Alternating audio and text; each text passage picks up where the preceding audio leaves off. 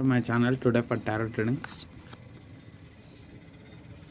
So ಇವತ್ತಿನ topic ಏನಂದರೆ, ನಿಮ್ಮ ಮನಸ್ಸಲ್ಲಿ ಪ್ರೀತಿಸ್ತಾರಂಥ ವ್ಯಕ್ತಿನ ಅವರು ನಿಮ್ಮ ಬಗ್ಗೆ ಏನು ಆಲೋಚನೆ ಮಾಡ್ತಾ ಇದ್ದಾರೆ, ಟುಡೇ ಕರೆಂಟ್ ಫೀಲಿಂಗ್ಸ್ ಏನು ನೋಡುವಂಥ ನನ್ನ ವ್ಯೂವರ್ಸ್. ನಿಮ್ಮ ಮನಸ್ಸಲ್ಲಿರೋಂಥ ವ್ಯಕ್ತಿ ನಿಮ್ಮ ಬಗ್ಗೆ ಏನು ಆಲೋಚನೆ ಮಾಡ್ತಿದ್ರೆ, ನೀವು ಅವ್ರನ್ನ ಮೀಟ್ ಮಾಡಿದಾಗ ಅವ್ರು ನಿಮ್ಮನ್ನು ಕಮ್ಯುನಿಕೇಷನ್ ಮಾಡ್ತಾರೆ ಮತ್ತು ಕರೆಂಟ್ ಫೀಲಿಂಗ್ಸ್ ಎಲ್ಲ ಏನು ಅಂತ ತಿಳ್ಕೊಳ್ಳೋಣ. ಟುಡೇ ಕರೆಂಟ್ ಫೀಲಿಂಗ್ಸ್ ಮತ್ತು ಕಮ್ಯುನಿಕೇಷನ್ ಮಾಡ್ತಾರೆ ನೋಡುವಂಥ ನನ್ನ ವ್ಯೂವರ್ಸ್. ಟುಡೇ ಕರೆಂಟ್ ಫೀಲಿಂಗ್ಸ್ ನೋಡುವಂಥ ನನ್ನ ವ್ಯೂವರ್ಸ್ ಅವ್ರ ಮನಸ್ಸಲ್ಲಿರುವಂಥ ಪರ್ಸನ್ ಟುಡೇ ಕರೆಂಟ್ ಫೀಲಿಂಗ್ಸು ಮತ್ತು ನನ್ನ ವ್ಯೂವರ್ಸ್ ಕಾಣಿಸ್ದಾಗ ಅವ್ರು ಮಾತಾಡಿಸ್ತಾರೆ. ಸೊ ಇದನ್ನು ಜನರಲ್ ಟ್ಯಾರೋ ಟ್ರೇಡಿಂಗ್ ಆಗಿರೋ ನಿಮ್ಮ ಲೈಫಿಗೆ ಕನೆಕ್ಟ್ ಆದರೆ ಮಾತ್ರ ರಿಸೀವ್ ಮಾಡ್ಕೊಳ್ಳಿ, ಅದರ್ವೈಸ್ ಸ್ಕಿಪ್ ಮಾಡ್ಬೋದು. ಸೊ ಯಾರೊಬ್ಬರು ಪರ್ಸ್ನಲ್ ರೀಡಿಂಗ್ ಅಲ್ಲ. ಸೊ ನಿಮ್ಗೆ ಎಷ್ಟು ಕನೆಕ್ಟ್ ಆಗುತ್ತೆ ಅಷ್ಟು ರಿಸೀವ್ ಮಾಡ್ಕೊಳ್ಳಿ. ಮೇಲ್ ನೋಡ್ತಾರೆ ಫೀಮೇಲ್ಗೆ ಅಂದ್ಕೊಳ್ಳಿ, ಫೀಮೇಲ್ ನೋಡ್ತಾರೆ ಮೇಲ್ಗೆ ಅಂದ್ಕೊಳ್ಳಿ. ನಿಮ್ಮ ಮನಸ್ಸಲ್ಲಿ ನೀವು ಯಾವ ವ್ಯಕ್ತಿನ ಪ್ರೀತಿ ಮಾಡ್ತಾಯಿದ್ರೆ ಅವರು. ಸೊ ನೀವೇನು ಅಂದ್ಕೊಂಡ್ರೆ, ಫಸ್ಟ್ ನಿಮ್ಮ ಲೈಫಲ್ಲಿ ನಿಮ್ಮ ಪಾರ್ಟ್ನರ್ ಇದ್ರೇ ನೀವು ತುಂಬ ಸಕ್ಸಸ್ಫುಲ್ಲು ಹ್ಯಾಪಿನೆಸ್ ಅಂದ್ಕೊಂಡ್ರೆ. ಬಟ್ ನಿಮ್ಮ ಪಾರ್ಟ್ನರ್ ಅವಾಗ ಏನು ಮಾಡಿದರು, ನಿಮ್ಮನ್ನು ನೆಗ್ಲೆಕ್ಟ್ ಮಾಡಿದರು, ನಿಮ್ಮನ್ನು ಅವಮಾನ ಮಾಡಿದರು, ನಿಮ್ಮನ್ನು ಇಷ್ಟಪಟ್ಟರು ಇಷ್ಟ ಇಲ್ದವ್ರ ಥರ ನಟನೆ ಮಾಡಿದರು. ಸೊ ಎಲ್ಲವನ್ನು ಮಾಡಿದ್ರು. ಬಟ್ ಇವಾಗ ಅವ್ರಿಗೆ ಏನಾಗಿದೆ, ಹ್ಯಾಪಿನೆಸ್ ಇಲ್ಲ ಅವ್ರ ಲೈಫಲ್ಲಿ, ಖುಷಿ ಅನ್ನೋದಿಲ್ಲ, ಸೊ ಸಂತೋಷ ಅನ್ನೋದಿಲ್ಲ. ಸೊ ಅದಕ್ಕೋಸ್ಕರ ಇವಾಗ ಥಿಂಕ್ ಮಾಡ್ತಾಯಿದ್ದಾರೆ, ನೀವು ಅವ್ರ ಲೈಫಲ್ಲಿದ್ದರೆ ಅವ್ರ life daily celebration, daily enjoy ಆಗಿರುತ್ತೆ. ಅಂದರೆ ಮ್ಯಾರೇಜ್ ಆಗಬೇಕಂದ್ರೂ ನಿಮ್ಮ ಜೊತೆ ಅಂತ ಇದು ಮಾಡಿದ್ದಾರೆ. ಇನ್ನು ಮ್ಯಾರೇಜಿಗೆ ಸಪ್ರೇಷನಾಗಿ ನಾವು ಕಾಂಟ್ಯಾಕ್ಟ್ ಹೋಗಿದ್ರೂ ಅಷ್ಟೇ, ರಿಯೂನಿಯನ್ ನಿಮ್ಮ ಜೊತೆನೇ ಆಗಬೇಕಂತ ತುಂಬ ಇಷ್ಟ ಆಗಿದೆ. ಅದಕ್ಕೆ power of wands tarot card ಬಂದಿರೋದು. ನಿಮ್ಮ ವ್ಯಕ್ತಿಗೆ ನಿಮ್ಮ ಮೇಲೆ ತುಂಬ ಇಷ್ಟ ಇದೆ, ತುಂಬ ಮನಸ್ಸಿದೆ. ಸೊ ಅವ್ರು ನಿಮ್ಮನ್ನು ಯಾವತ್ತೂ ಬಿಟ್ಕೊಡೋಕ್ಕೆ ಇಷ್ಟಪಡೋಲ್ಲ, ನೀವು ಅಷ್ಟು ಅವ್ರನ್ನ ಯಾವತ್ತೂ ಬಿಟ್ಕೊಡೋಕ್ಕೆ ಇಷ್ಟಪಡೋಲ್ಲ. ಅವ್ರು ಅಂದರೆ ನಿಮಗೂ ಇಷ್ಟ, ನಿಮಗೂ ಅವ್ರ ಇಷ್ಟ. ಸೊ ಇನ್ನೂ ಏನು ಹೇಳುತ್ತೆ ಅಂದರೆ ಈ ಕಾರ್ಡು,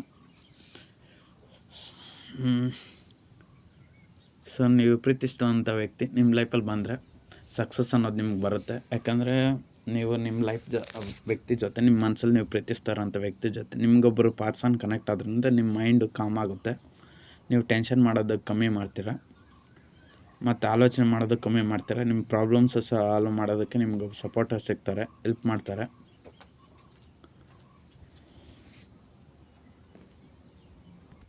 ಸೊ ನಿಮ್ಮ ಮನಸ್ಸಲ್ಲಿರೋಂಥ ವ್ಯಕ್ತಿಗೆ ಅರ್ಥ ಆಗಿದೆ, ಥರ್ಡ್ ಪಾರ್ಟಿ ಸಿಚುವೇಷನ್ ಆಯ್ಕೆ ಮಾಡಿಕೊಂಡ್ರು. ಬಟ್ ಆ ಥರ್ಡ್ ಪಾರ್ಟಿ ಸಿಚುವೇಷನಲ್ಲಿ ಹ್ಯಾಪಿ ಇಲ್ಲ, ಸಂತೋಷ ಇಲ್ಲ, ನಗುವಿಲ್ಲ, ಏನೂ ಇಲ್ಲ. ಸೊ ಆ ಫೋರ್ ಆಫ್ ವಾಂಡ್ಸ್ ಅಂದರೆ ಮ್ಯಾರೇಜು ಸೆಲೆಬ್ರೇಷನ್ ಅನ್ನೋದಿರೋದು ನಿಮ್ಮ ಒಂದು ಜೊತೆ ಮಾತ್ರ. ಸೊ ಅದಕ್ಕೆ ಅವ್ರಿಗೆ ಅರ್ಥ ಆಗಿದೆ. ಸೊ ನಿಮ್ಮ ಜೊತೆ ಮಾತ್ರ ಸೆಲೆಬ್ರೇಷನ್, ಮ್ಯಾರೇಜು, ಇವೆಂಟ್ಸ್ ಎಲ್ಲ ಆಗೋದು. ಸೊ ನೀವು ಇಲ್ದಿರ ಅವ್ರ ಲೈಫ್ ಅನ್ನೋದು ಖುಷಿ ಇಲ್ಲ.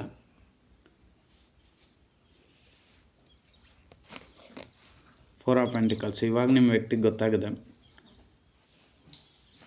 ಥರ್ಡ್ ಪಾರ್ಟಿ ಸಿಚುವೇಷನಿಂದ ಅವ್ರ ಲೈಫನ್ನ ರಿಮೂವ್ ಮಾಡ್ಕೊಬೇಕು, ಇಲ್ಲಾಂದರೆ ನಿಮ್ಮನ್ನು ಕಳ್ಕೊಂಬಿಡ್ತೀನಿ ಅನ್ನೋ ಭಯ ಅವ್ರಿಗೆ ಜಾಸ್ತಿ ಆಗಿದೆ.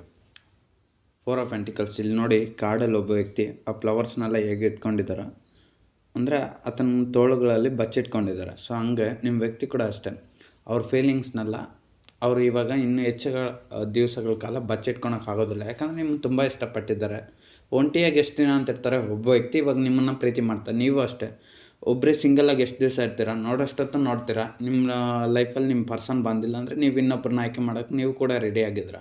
ಬಟ್ ಆದರೆ ನಿಮ್ಮ ವ್ಯಕ್ತಿ ನಿಮ್ಮ ಜೊತೆ ಬರ್ತಾರ ಅನ್ನೋ ಒಂದು ನಂಬಿಕೆ ಮೇಲೆಯಿಂದ ಈ ರೀಡಿಂಗ್ನೂ ನೋಡ್ತಾ ಇರ್ತೀರ. ಮತ್ತು ನಿಜವಾದ ಪ್ರೀತಿ ಆಗಿರೋದ್ರಿಂದ ನೀವು ನಿಮ್ಮ ವ್ಯಕ್ತಿಗೋಸ್ಕರ ಕಾಯ್ತಾ ಇರ್ತೀರ. ಈ ಕಾಲದಲ್ಲಿ ಯಾರು ನಿಜವಾದ ಪ್ರೀತಿ ಮಾಡ್ತಾರೆ ಹೇಳಿ? ನಿಜವಾದ ಪ್ರೀತಿ ಯಾಕೆ ಮಾಡ್ತಾರೆ ಅಂದರೆ, ಆ ವ್ಯಕ್ತಿಗೆ ನೀವು ತುಂಬ ಇಷ್ಟ ಆಗಿರ್ತೀರ, ಆ ವ್ಯಕ್ತಿ ನಿಮ್ಮ ಬಿಟ್ಕೊಡೋಕೆ ರೆಡಿ ಇರಲ್ಲ. ನೀವು ನಿಮ್ಮ ಲೈಫಲ್ಲಿ ತುಂಬ ಜನ ಸಿಗ್ತಾರೆ, ಬಟ್ ಯಾರನ್ನೂ ನೀವು ನಂಬಲ್ಲ. ಆದರೆ ನಿಮ್ಮ ವ್ಯಕ್ತಿ ಕೂಡ ಅದನ್ನೇ ಯೋಚನೆ ಮಾಡ್ತಾಯಿದ್ದಾರೆ. ಇವಾಗ ನಿಮ್ಮಷ್ಟು ನಿಜವಾಗ್ಲೂ ಅವ್ರನ್ನ ಪ್ರೀತಿ ಮಾಡೋರು ಇನ್ನೊಬ್ಬರಿಲ್ಲ, ನಿಮ್ಮಷ್ಟು ಶುದ್ಧವಾದ ಪ್ರೀತಿನೂ ಅವ್ರಿಗೆ ಸಿಗಲ್ಲ. ಸೊ ಅದರಿಂದ ನಿಮ್ಮಂಥ ಒಂದು ಅದೃಷ್ಟವನ್ನು, ಲಕ್ಕನ್ನು, ಒಂದು ಫಾರ್ಚೂನ್ನ, ಸೊ ಒಂದು ಗುಡ್ ವ್ಯಕ್ತಿನ ಕಳ್ಕೊಬಾರ್ದು ಅಂತ ಪ್ರತಿ ಕ್ಷಣ ಪ್ರತಿ ನಿಮಿಷ ಆಲೋಚನೆ ಮಾಡ್ತಾರೆ. ಫಸ್ಟು ನೀವು ಅವ್ರನ್ನ ತುಂಬ ಲವ್ ಮಾಡ್ತಾಯಿದ್ರಿ, ತುಂಬ ಇಷ್ಟಪಡ್ತಾಯಿದ್ರಿ, ನಿಮ್ಮ ಜೊತೆ ಎಲ್ಲ ಚೆನ್ನಾಗೇ ಇದ್ದರು. ಏನಾಯಿತೋ ಗೊತ್ತಿಲ್ಲ, ಸಡನ್ನಾಗಿ ಅನ್ಎಕ್ಸ್ಪೆಕ್ಟೆಡ್ ಒಂದು ಜಗಳ ಆಗಿರ್ಬೋದು, ಒಂದು ಮಿಸ್ಅಂಡರ್ಸ್ಟ್ಯಾಂಡಿಂಗ್ ಆಗಿರ್ಬೋದು, ಒಂದು ಕಮ್ಯುನಿಕೇಷನ್ ಇಲ್ದಿರೋದಾಗಿರ್ಬೋದು, ಅಥವಾ ನಿಮ್ಮ ವ್ಯಕ್ತಿ ನಿಮ್ಮನ್ನು ಫಸ್ಟು ಚೆನ್ನಾಗಿ ಪ್ರೀತಿ ಮಾಡ್ದ, ಆಮೇಲೆ ಬರ್ತಾ ಬರ್ತಾ ಸ್ಲೋ ಆಗಿ ಅವಾಯ್ಡ್ ಮಾಡೋದಾಗಿರ್ಬೋದು, ಸೈಲೆಂಟ್ ಟ್ರೀಟ್ಮೆಂಟ್ ಕೊಡೋದಾಗಿರ್ಬೋದು, ಅಥವಾ ಬೇರೆಯವ್ರ ಮಾತು ಕೇಳ್ಕೊಂಡು ನಿಮ್ಮನ್ನು ನಿಂದನೆ ಮಾಡೋದಾಗಿರ್ಬೋದು, ಅಥವಾ ಬೇರೆಯವರ ಮಾತು ಕೇಳ್ಕೊಂಡು ನಿಮ್ಮನ್ನು ದೂಷಣೆ ಮಾಡೋದಾಗಿರ್ಬೋದು, ಸೊಸೈಟಿ ಪ್ರಾಬ್ಲಮ್ಸ್ಗೋಸ್ಕರ ನಿಮ್ಮನ್ನು ಅವಾಯ್ಡ್ ಮಾಡೋದಂತಾಗಿರ್ಬೋದು, ಫ್ಯಾಮ್ಲಿಗೋಸ್ಕರ ನಿಮ್ಮನ್ನು ದೂರ ಇಡೋದಾಗಿರ್ಬೋದು. ಸೊ ಎಲ್ಲ ಥರದ ತೊಂದರೆಗಳು ನಿಮ್ಮ ವ್ಯಕ್ತಿಯಿಂದ ನಿಮ್ಗಾಗಿದೆ. ನೀವು ಅವ್ರಿಗೆ ಒಳ್ಳೇದಕ್ಕೋಸ್ಕರ ಬಯಸಿದ್ರೆ, ಯಾಕಂದರೆ ನೀವು ಏನು ಮಾಡಿರ್ತೀರ ಅಂದರೆ, ಇಲ್ಲಿ ನಾನು ವ್ಯೂವರ್ಸ್ ಆಗಿರ್ಬೋದು, ಯಾರಾಗಿರ್ಬೋದು, ನಾನು ವ್ಯೂವರ್ಸ್ ಅಂದ್ಕೊಳ್ಳಿ, ನೀವೆಲ್ಲ ನೋಡ್ತಾರೆ ನಾನು ವ್ಯೂವರ್ಸೇ. ಸೊ ನೀವೇನು ಮಾಡಿರ್ತೀರ, ನಿಮ್ಮ ವ್ಯಕ್ತಿಗೆ ಒಳ್ಳೇದನ್ನೇ ಬಯಸಿರ್ತೀರ. ಇವಾಗಲೂ ಅಷ್ಟೇ, ನೀವು ಅವರಿಂದ ಸಪರೇಷನ್ ಯಾಕಾಗಿರೋದು? ಅವ್ರಿಗೆ ಒಳ್ಳೇದನ್ನೇ ಮಾಡ್ತಾಯಿದ್ರು, ಅವರು ಥರ್ಡ್ ಪಾರ್ಟಿ ಸಿಚುವೇಶನ್ ಕಡೆ ಆಯ್ಕೆ ಮಾಡಿದ್ರು. ನೀವು ಇನ್ನೇನು ಮಾಡೋದು? ಅವ್ರಿಗೆ ಹರ್ಟ್ ಮಾಡೋದು ನಿಮ್ಗೆ ಇಷ್ಟ ಇಲ್ಲ, ಅವ್ರಿಗೆ ತೊಂದರೆ ಮಾಡೋದು ನಿಮ್ಗೆ ಇಷ್ಟ ಇಲ್ಲ. ಸೊ ಅವ್ರು ಎಲ್ಲಿದ್ದರೂ ಚೆನ್ನಾಗಿರಲಿ ಅಂತ ನೀವು ಅವ್ರನ್ನೇ ಬಿಟ್ಬಿಟ್ಟು ನಿಮ್ಮೊಂದು ಜೀವನದ ಗುರಿ ಕಡೆ ನೀವು ಸಾಗಿಸ್ತಾಯಿದ್ರು. ಆದರೂ ಕೂಡ ಅಷ್ಟೇ, ನೀವು ನಿಮ್ಮ ಜೀವನದ ಕಡೆ ನಿಮ್ಮ ಲೈಫ್ ಮೇಲೆ ನೀವು ಫೋಕಸ್ ಮಾಡಿದ್ರೂ, ಎಷ್ಟೇ ಇಷ್ಟ ಇದ್ರೂ ನಿಮಗೆ ಮಾತ್ರ ಅವ್ರನ್ನ ಬಿಟ್ಟಿರೋಕ್ಕಾಗಲ್ಲ. ನಿಮ್ಮ ವ್ಯಕ್ತಿಗೆ ನೀವು ಇವಾಗ ದೂರ ಆದಮೇಲೆ ಇಲ್ಲಿ ಕೆಲವರು 4 ಇಯರ್ಸ್ ಆಗಿರ್ಬೋದು ದೂರ ಆಗಿ, ಇನ್ನು ಕೆಲವರು ಲವ್ ಮಾಡಿ 4 ಇಯರ್ಸ್ ಆಗಿರ್ಬೋದು, ಇನ್ನು ಕೆಲವರು ಡೇಟ್ ಆಫ್ ಬರ್ತ್ 4 ಇರ್ಬೋದು, ಅಥವಾ ಇನ್ನು ಕೆಲವರು ಮಂತ್ 4 ಇರ್ಬೋದು. ಡೇಟ್ ಆಫ್ ಬರ್ತ್ ಮಂತು ಯಾವುದೋ ಒಂದು 4 ನಂಬರ್ ರಿಲೇಟೆಡ್ ಇರುತ್ತೆ, ಅಥವಾ ನಿಮಗೆ ಲಕ್ಕಿ ನಂಬರ್ 4 ಇಷ್ಟ ಇರ್ಬೋದು, ಅಥವಾ ನಿಮ್ಮ ಪರ್ಸನ್ ಡೇಟ್ ಆಫ್ ಬರ್ತ್ 4 ಇರುತ್ತೆ, ಇಲ್ಲ ನಿಮ್ಮ ಪರ್ಸನ್ ಡೇಟ್ ಆಫ್ ಬರ್ತಲ್ಲಿ 4 ಮಂತ್ ಇರುತ್ತೆ, ಅಥವಾ ನೀವು ಮ್ಯಾರೇಜಾಗಿ ಸಪ್ರೇಷನ್ ಆಗಿ ನೋ ಕಾಂಟ್ಯಾಕ್ಟ್ ಹೋಗಿ 4 ಇಯರ್ಸ್ ಆಗಿರ್ಬೋದು. ಅಥವಾ ಇನ್ನು ಕೆಲವರು 4 ಮಂತ್ಸ್ನಿಂದ ನಿಮ್ಮ ವ್ಯಕ್ತಿ ಟ್ರೈ ಮಾಡ್ತಾ ಇರ್ಬೋದು, ಬಟ್ ಅವರು ಏನು ರಿಪ್ಲೈ ಇಲ್ದಿರ ಇರ್ಬೋದು. ಸೊ 4 ನಂಬರ್ ಕಾಮನ್ನು, 4 ನಂಬರ್ ಏನಾದರೂ ರಿಲೇಟೆಡ್ ಇರ್ಬೋದು ನಿಮಗೂ ನಿಮ್ಮ ಪರ್ಸನ್ಗೂ. ಸೊ ಅವರು ಇವಾಗ ಅರ್ಥ ಮಾಡ್ಕೊತಿದ್ರೆ ನಿಮ್ಮನ್ನು ಬಿಟ್ಟು ಬೇರೆಯವ್ರನ್ನ ಆಯ್ಕೆ ಮಾಡಿದ್ದು ಎಷ್ಟು ಸರಿ. ಸೊ ಅದರಿಂದ ಇವಾಗ ಅವ್ರು ಅನುಭವಿಸ್ತಾ ಇದ್ದಾರೆ. ನಿಮ್ಮಂಥ ನಿಜವಾದ ವ್ಯಕ್ತಿ ಅವ್ರಿಗೆ ಸಿಗೋದಿಲ್ಲ. ಅವರು ಕೂಡ ಅಷ್ಟೇ, ನೀವು ಅವ್ರನ್ನ ಎಷ್ಟು ಕೇರ್ ಮಾಡಿದ್ರೂ ಅವಾಗ ಅವ್ರು ನಿಮ್ಮನ್ನು ನೆಗ್ಲೆಕ್ಟ್ ಮಾಡಿದ್ರು. ಇವಾಗ ಅವ್ರಿಗೆ ಫೀಲ್ ಆಗ್ತಾಯಿದೆ ನೀವು ಬೇಕು ಅವ್ರ ಲೈಫಲ್ಲಿ. ಸೊ ಅದಕ್ಕೋಸ್ಕರ ಅವರು ನಿಮ್ಮೊಂದು ಫೀಲಿಂಗ್ಸ್ನ ಆದಷ್ಟು ಬೇಗ ನಿಮ್ಮ ಹತ್ರ, ಅವರೊಂದು ಫೀಲಿಂಗ್ಸ್ನ ನಿಮ್ಮೊಂದು ಫೀಲಿಂಗ್ಸ್ನೆಲ್ಲ ಅವರು ತಿಳ್ಕೊಬೇಕು, ಅವರೊಂದು ಫೀಲಿಂಗ್ಸ್ನೆಲ್ಲ ಶೇರ್ ಮಾಡಬೇಕಂತ ಇವಾಗ ಅಂದ್ಕೊಂಡಿದ್ರು. ಫಸ್ಟು ಒಂದು ಕಾಲದಲ್ಲಿ ನೀವು ಅಂದರೆ ನೀವಿಬ್ಬರು ಸೆಪ್ರೇಷನ್ನು ನೋ ಕಾಂಟ್ಯಾಕ್ಟ್ ಆಗೋಕ್ಕೆ ಮುಂಚೆ ಅವ್ರ ಪಕ್ಕದಲ್ಲೇ ಇದ್ರಿ. ಅವಾಗ ಅವ್ರಿಗೆ ಅರ್ಥ ಆಗಿಲ್ಲ ನೀವು ಅವ್ರನ್ನ ಎಷ್ಟು ಪ್ರೀತಿ ಮಾಡ್ತಾಯಿದ್ರಿ, ಎಷ್ಟು ಇಷ್ಟಪಡ್ತಾಯಿದ್ರಿ, ಅವಾಗ ಅರ್ಥ ಆಗಿಲ್ಲ. ಅವರೊಂದು ಪರ್ಸ್ನಲ್ ಕಾರಣಗಳಿಂದ, ಅವರೊಂದು ಪ್ರೊಫೆಷ್ನಲ್ ಕೆರಿಯರ್ ಪ್ರಾಬ್ಲಮ್ಸಿಂದನೇ ನಿಮ್ಮನ್ನು ಅವಾಯ್ಡ್ ಮಾಡಿದರು. ಸೊ ಅದೆಲ್ಲ ನಿಮ್ಗೆ ಅರ್ಟ್ ಆಗಿದೆ. ಇವಾಗ ನೀವು ಅವರು ಎಲ್ಲಾದರೂ ಹೋಗಲಿ ಅಂತ ಸಪ್ರೇಷನಾಗಿ ದೂರ ಆಗಿದ್ದೋಗ್ಬಿಟ್ಟಿದ್ರೆ. ಹಂಗೂ ಪ್ರತಿಯೊಂದು ವೀಡಿಯೋಸ್ ಮೂಲಕ ಟ್ಯಾರೋ ಟ್ರೇಡಿಂಗ್ಸ್ ಕೂಡ ಅಷ್ಟೇ. ನೀವು ಒಂದು ರೀಡಿಂಗ್ ನೋಡಲ್ಲ, ನನ್ನ ರೀಡಿಂಗ್ ನೋಡ್ತಾ ಇರೋರಲ್ಲ, ಒಂದು ರೀಡಿಂಗ್ ನೋಡಲ್ಲ ನೀವೆಲ್ಲ, ಎಲ್ಲ ತುಂಬ ಹೆಚ್ಚಾಗಿ ನೋಡ್ತೀರ. ಯಾರು ಕರೆಕ್ಟಾಗಿ ಹೇಳ್ತಾರೆ ಹಂಗೆ ಎಷ್ಟು ಕಷ್ಟಪಡ್ತಾಯಿದ್ರೆ ನಿಮ್ಮ ವ್ಯಕ್ತಿನ ನೀವು ಪಡ್ಕೊಳಕ್ಕೋಸ್ಕರ. ನಿಮ್ಮ ವ್ಯಕ್ತಿ ಕೂಡ ಅಷ್ಟೇ ಇವಾಗ ತುಂಬ ಟೆನ್ಷನ್ ಮಾಡ್ಕೊತಿದ್ರೆ. ನೀವು ಅವ್ರ ಲೈಫಲ್ಲಿ ಮತ್ತೆ ಹೋಗ್ತಿರೋ ಹೋಗಲ್ವೋ, ಸಿಗಲ್ವೋ ಅಂತ ಒಂದು ಟೆನ್ಷನು. ಅವ್ರಿಗೆ ನಿಮ್ಮ ಮೇಲೇ ಇಷ್ಟ ಇರೋದು. ನೈಟ್ ಆಫ್ ಪೆಂಟಿಕಲ್ಸ್ ಬಂದರೆ ನಿಮ್ಮ ಮೇಲೇ ಇಷ್ಟ. ಇವಾಗ ಅವ್ರಿಗೆ ತುಂಬ ಕಟ್ಟುನಿಟ್ಟಾದ ಪರಿಸ್ಥಿತಿ, ಉಸಿರುಗಟ್ಟದಂಗೆ ಆಗಿಬಿಟ್ಟಿದೆ. ಈಗ ಯಾವುದೇ ಒಬ್ಬ ವ್ಯಕ್ತಿಗಾಗಲಿ ಅವ್ರ ಜೀವನದಲ್ಲಿ ಎಲ್ಲ ಇದ್ದು ಏನೋ ಒಂದಿಲ್ಲ ಅಂದರೆ ಎಷ್ಟು ನರಕ ಇರುತ್ತೆ. ಅದಕ್ಕೋಸ್ಕರ ಪ್ರತಿ ಕ್ಷಣ ಕಷ್ಟಪಡ್ತಿದ್ದು, ಪ್ರತಿ ಕ್ಷಣ ದುಃಖ ಪಡ್ತಾಯಿದ್ರೆ ಅದಾಗುತ್ತಾ? ಹಂಗೆ ನಿಮ್ಮ ವ್ಯಕ್ತಿ ಕೂಡ ಅಷ್ಟೇ. ಇವಾಗ ಥರ್ಡ್ ಪಾರ್ಟಿ ಸಿಚುವೇಶನ್ ಆಯ್ಕೆ ಮಾಡಿ ಇವಾಗ ಅವ್ರ ಪರಿಸ್ಥಿತಿ ತುಂಬ ಇಕ್ಕಟ್ಟಿನಲ್ಲಿ ಸಿಕ್ಕಾಕೊಂಡ್ಬಿಟ್ಟಿದ್ದಾರೆ. ಸೊ ನೀವು ಬೇಕು ಅವ್ರಿಗೆ, ಏನು ಮಾಡ್ಬೇಕಂತ ಗೊತ್ತಾಗ್ತಲ್ಲ, ಸ್ಟಕ್ಕಾಗಿ ಸಿಕ್ಕಾಕೊಂಡ್ಬಿಟ್ಟಿದ್ದಾರೆ. ಅವ್ರಿಗೆ ಬೇರೆ ಯಾವುದೋ ದಾರಿ ಗೊತ್ತಾಗ್ತಲ್ಲ. ನೀವೇ ಅವ್ರ ಲೈಫಲ್ಲಿ ಎಂಟ್ರಿ ಆಗಿದ ತಕ್ಷಣ ಅವರ ಲೈಫಲ್ಲಿರೋವಂಥ ಎಲ್ಲ ಪ್ರಾಬ್ಲಮ್ಸು ನೀವು ರಿಮೂವ್ ಮಾಡಿಬಿಡ್ತೀರ. ನೋಡಿ, ಇಲ್ಲಿ 8 ವಾಂಡ್ಸ್ ಇರೋದ್ರಿಂದ ಅದು ಲಾಕ್ ಆಗಿಬಿಟ್ಟಿದೆ. ಅಂದರೆ ನಿಮ್ಮ ಮನಸ್ಸಲ್ಲಿರೋಂಥ ವ್ಯಕ್ತಿ ಕೂಡ ಅಷ್ಟೇ, ಎಲ್ಲ ಸಮಸ್ಯೆಗಳಿಂದ ಲಾಕ್ ಆಗಿಬಿಟ್ಟಿದ್ದಾರೆ. ಥರ್ಡ್ ಪಾರ್ಟಿ ಸಿಚುವೇಶನ್ ಬಿಡೋಕ್ಕಾಗ್ತಿಲ್ಲ, ಪರ್ಸನಲ್ ಪ್ರಾಬ್ಲಮ್ಸ್ ಬಿಡೋಕ್ಕಾಗ್ತಿಲ್ಲ, ಸೊ ಏನೂ ಆಗ್ತಿಲ್ಲ.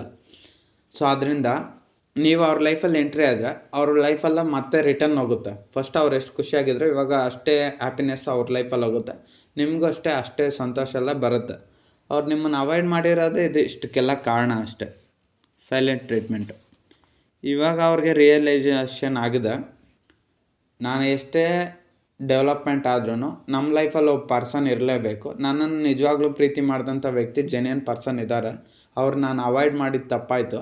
ಸೊ ಅವ್ರು ನನ್ನ ಲೈಫಲ್ಲಿ ಇದ್ರೇ ನಾನು ಕೂಡ ಅಷ್ಟೇ ನನ್ನ ಜೀವನದಲ್ಲಿ ಮುಂದಕ್ಕೆ ಹೋಗೋಕ್ಕೆ ಗ್ರೋತ್ ಆಗೋಕ್ಕೆ ಚಾನ್ಸ್ ಆಗೋದು. ಸೊ ಫೈನಾನ್ಷಿಯಲಾಗಿ ಗ್ರೋತ್ ಆದ್ರೂ ಎಮೋಷ್ನಲ್ ಗ್ರೋತ್ ಬೇಕಲ್ವಾ. ಈಗ ಒಬ್ಬ ವ್ಯಕ್ತಿ ಚೆನ್ನಾಗಿರ್ಬೇಕಂದ್ರೆ ಫಿಸಿಕಲ್ಲಾಗಿ ಚೆನ್ನಾಗಿರಬೇಕು, ಮೆಂಟಲ್ ಹೆಲ್ತಾಗೂ ಚೆನ್ನಾಗಿರಬೇಕು. ಸೊ ಹಂಗೆ ನಿಮ್ಮ ವ್ಯಕ್ತಿ ಕೂಡ ಆಲೋಚನೆ ಮಾಡ್ತಾಯಿದ್ರೆ ನಿಮ್ಮ ಬಗ್ಗೆ ಹೆಲ್ತಿಯಾಗಿ ಚೆನ್ನಾಗಿರಬೇಕು, ನಗ್ನಗ್ತಾ ಖುಷಿ. ಎಷ್ಟು ದಿವಸ ಅಂತ ಕಷ್ಟಪಟ್ಕೊಂಡು ಸುಮ್ಮನೆ ದಿನ ಹೋಗು ಬಸ್ಸಲ್ಲಿ ಟ್ರಾವೆಲ್ ಮಾಡು, ದಿನ ಹೋಗು ಟ್ರೈನಲ್ಲಿ ಟ್ರಾವೆಲ್ ಮಾಡು, ಇಲ್ಲ ಬೈಕಲ್ಲಿ ಟ್ರಾವೆಲ್ ಮಾಡು, ಕಾರಲ್ಲಿ ಓಡಾಡು, ಎಷ್ಟು ದಿನ ಅದೇ ಬೋರಿಂಗ್ ಲೈಫು, ಸಾಕಾಗ್ಬಿಡುತ್ತೆ. ಟೆನ್ಷನ್ನು ಇದು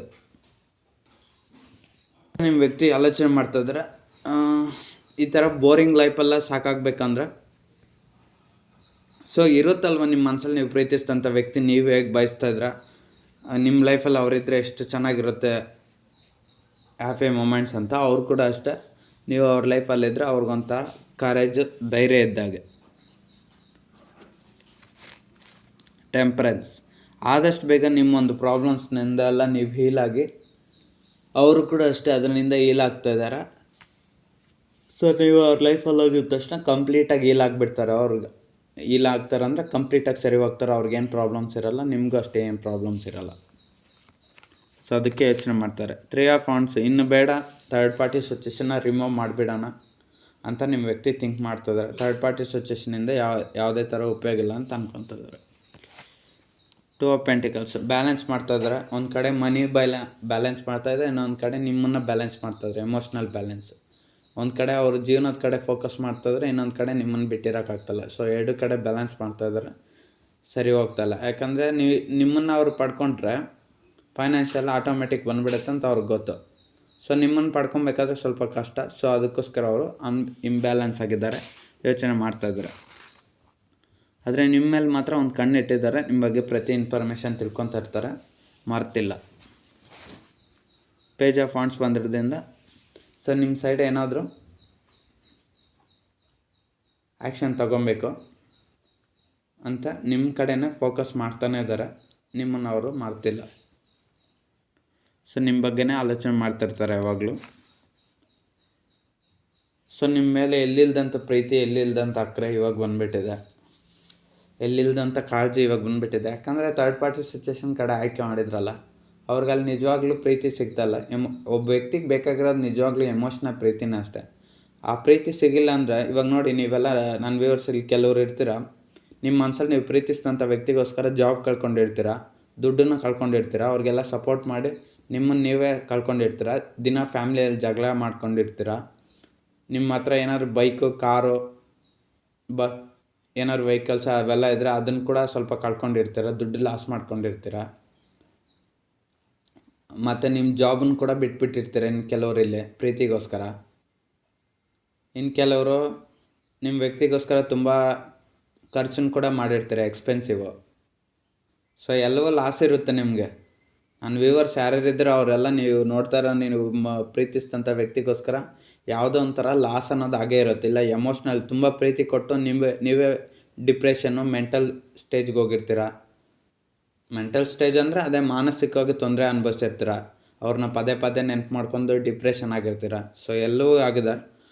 ಸೊ ಇವಾಗ ನಿಮ್ಮ ವ್ಯಕ್ತಿಗೆ ಅರ್ಥ ಆಗ್ತಿದ್ರೆ ನಿಮ್ಮನ್ನು ಚೆನ್ನಾಗಿ ನೋಡ್ಕೊಬೇಕು, ನೀವಿದ್ದರೆ ಅವ್ರ ಲೈಫ್ ತುಂಬ ಚೆನ್ನಾಗಿರುತ್ತೆ ಅಂತ ಇವಾಗ ನಿಮ್ಮ ಬಗ್ಗೆ ಆಲೋಚನೆ ಮಾಡ್ತಾಯಿದ್ದಾರೆ. ನಿಮ್ಮನ್ನು ಅವ್ರು ಮಿಸ್ ಮಾಡ್ಕೊತಿದ್ರೆ, ನೀವು ಅಷ್ಟು ಅವ್ರನ್ನ ಮಿಸ್ ಮಾಡ್ಕೊತಿದ್ರೆ. 10 ಆಫ್ ಕಪ್ಸ್, ನೀವಿದ್ದರೆ ಅವ್ರ ಲೈಫು ಫುಲ್ಲು ಸೆಲೆಬ್ರೇಷನ್ ಆಗಿರುತ್ತೆ, ಎಂಜಾಯ್ ಮೂಮೆಂಟ್ಸ್ ಇರುತ್ತೆ.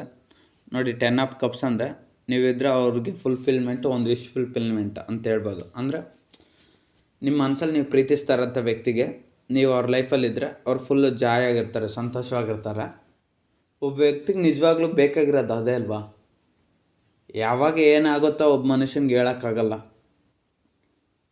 ಸೊ ಸ್ವಲ್ಪ ಕ್ಷಣ ಅಂದರೆ ಇದ್ದಷ್ಟು ದಿವಸ ಆದರೂ ಲೈಫಲ್ಲಿ ಸ್ವಲ್ಪ ದಿವಸ ಆದರೂ ನೆಮ್ಮದಿ ಹ್ಯಾಪಿಯಾಗಿರಬೇಕು ಅಂತ ನಿಮ್ಮ ವ್ಯಕ್ತಿ ಥಿಂಕ್ ಮಾಡ್ತಾಯಿದ್ದಾರೆ. ಸೊ ಅದು ನಿಮ್ಮ ಜೊತೆನೇ ಎಕ್ಸ್ಪೆಕ್ಟ್ ಮಾಡ್ತಾಯಿದ್ದಾರೆ. ಫಸ್ಟ್ ನೀವು ಅವ್ರ ಜೊತೆ ಇದ್ದಾಗ ನೆಗ್ಲೆಕ್ಟ್ ಮಾಡಿದ್ರು. ಸೊ ಇವಾಗ ಅವ್ರಿಗೆ ಆ ಥರ ಇಲ್ಲ, ನೀವು ಬೇಕು.